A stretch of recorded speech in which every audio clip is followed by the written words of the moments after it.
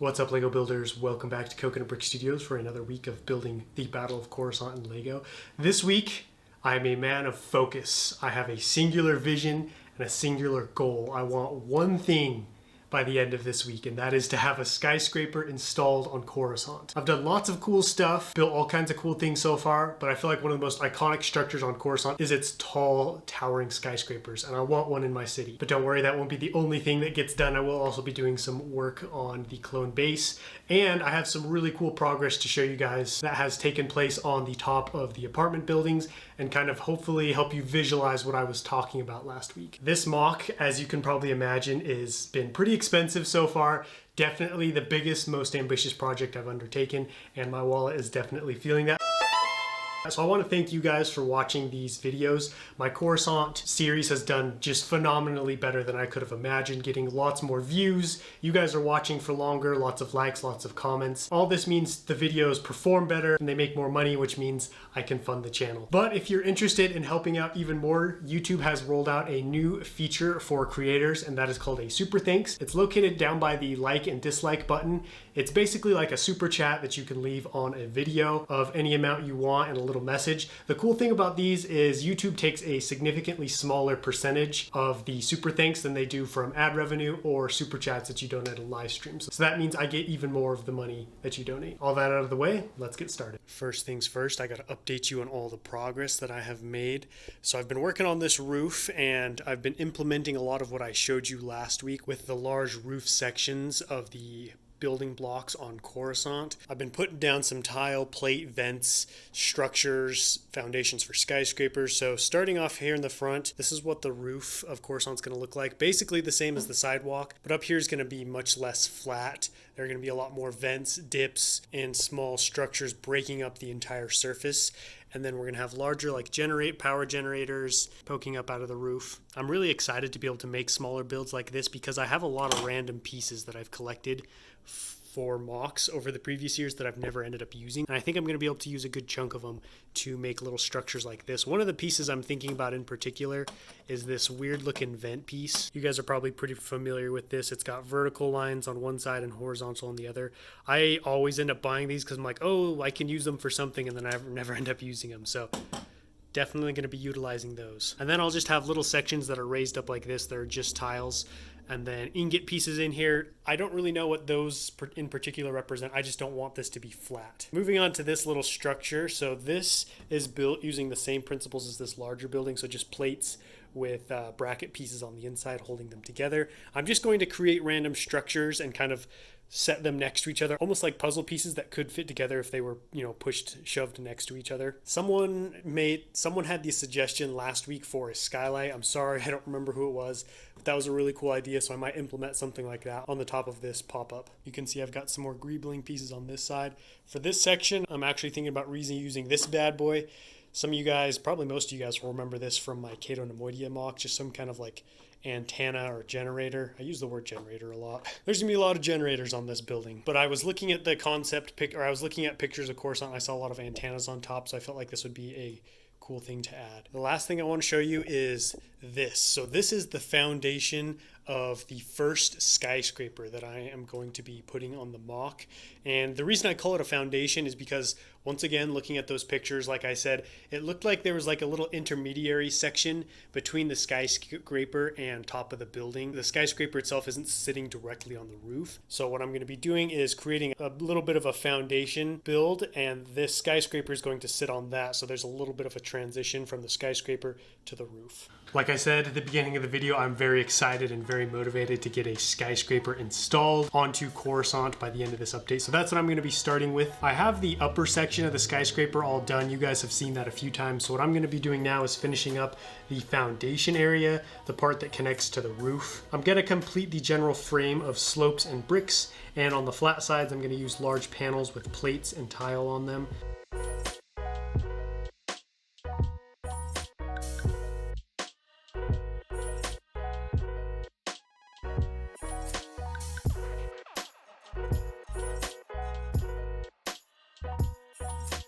The reason I'm using so many slopes of different angles with the foundation is to make it as angled as I can, because I don't want the skyscraper to sit on a big rectangle. I want to capture the curves, angles, and elegance of Coruscant as much as I can. I'm going to put a support pillar behind each of the panels on this foundation section. That's what they will rest on and keep them from falling in.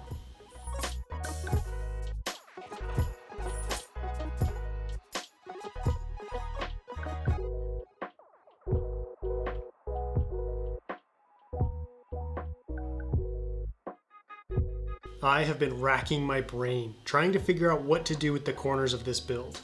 Each corner is between two large sloped bricks, so I need to create some kind of sloping corner to match those bricks, while at the same time making the corner look somewhat round and not too blocky.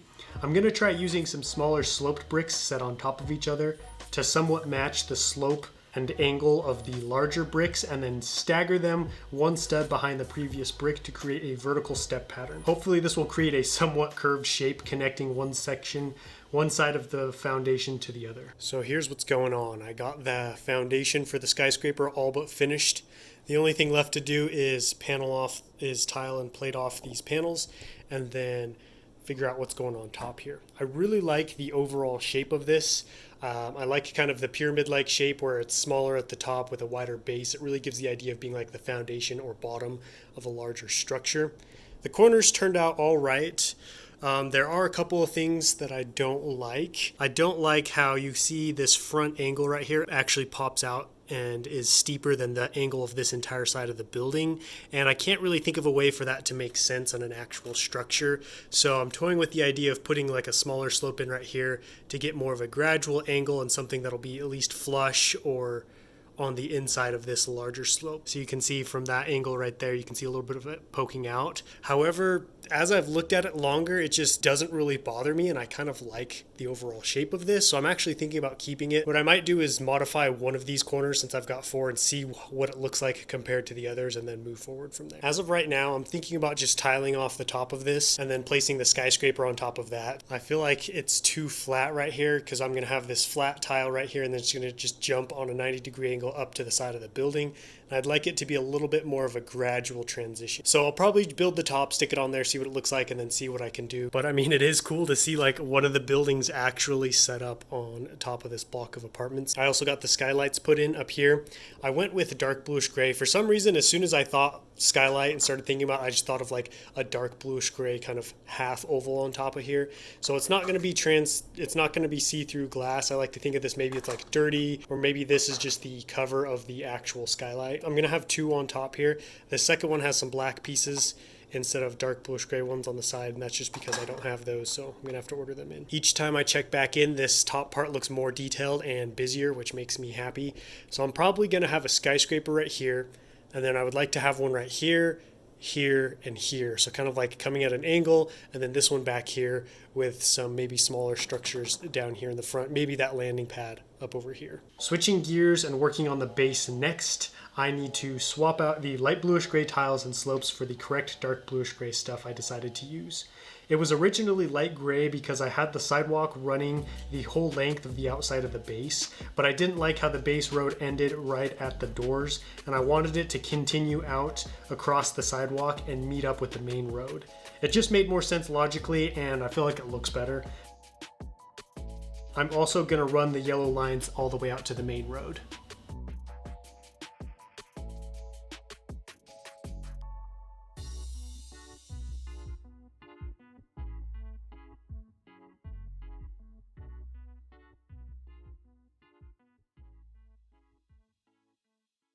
Well, here it is. After 11 weeks of building Coruscant, I finally have my first skyscraper installed in the city, and I must say what I have so far is looking pretty good. This is definitely not the finished product, but I'm on the right path. I just ended up tiling off the top of this foundation piece. I did throw in a couple plates, but it's mostly tiles. Since nothing was really coming to mind of like what I wanted this to look like, I just decided to go with a flat top and put the building on and then go from there and see like what I like, what I don't like, and why I don't like it. This building is not proportioned properly with this foundation. It just looks too big compared to how small this thing is up top. So what I'm going to be doing is actually making this taller and making it thicker this way. That way it'll cover up more of this top. It'll go out to about right here, the front and the back, so you'll have a lot less of this front area exposed. And I think that combined width and height will allow me to keep this top part flat, and it'll look realistic, and it'll make it look like the building is one solid piece. I also got this whole front panel plated and tiled off. I'm starting to get a little bit nervous with how many tiles and plates I'm going to need to just finish this section alone. So hoping this video will blow up and do really well so I can pay for some of that. Here's a look at the finished base road. I ran the yellow tiles all the way to the road, and I like that. I think it looks good.